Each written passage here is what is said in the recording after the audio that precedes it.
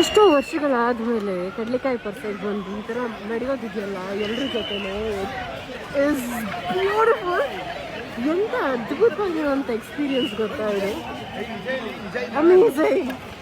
ಹೇಗಿದೆ ನನ್ನ look? And ಒಂದಷ್ಟು ಜನದ ಹತ್ರ ನಾವು ಸೆಲ್ಫೀಸ್ ತೊಗೊಂಡ್ವಿ.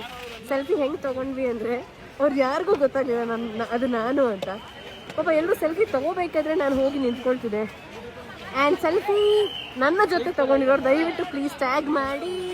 Love you. ಹಾಯ್, ಎಲ್ರಿಗೂ ನಮಸ್ಕಾರ. ಎಲ್ಲಿದ್ದೀರಿ ಗೊತ್ತಾ?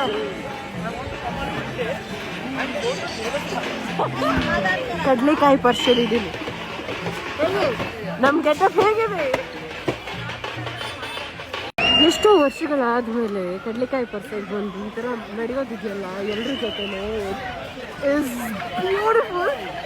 ಎಂಥ ಅದ್ಭುತವಾಗಿರುವಂಥ ಎಕ್ಸ್ಪೀರಿಯನ್ಸ್ ಗೊತ್ತಾ ಇದೆ. ಅಮೇಝಿಂಗ್. ಹೇಗಿದೆ ನನ್ನ ಲುಕ್? ಆ್ಯಂಡ್ ಒಂದಷ್ಟು ಜನದ ಹತ್ರ ನಾವು ಸೆಲ್ಫೀಸ್ ತೊಗೊಂಡ್ವಿ.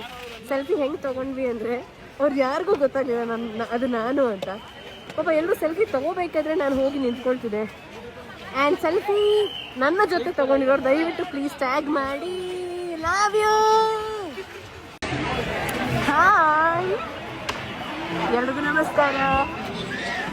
ಎಲ್ಲಿದ್ದೀರಿ ಗೊತ್ತಾ?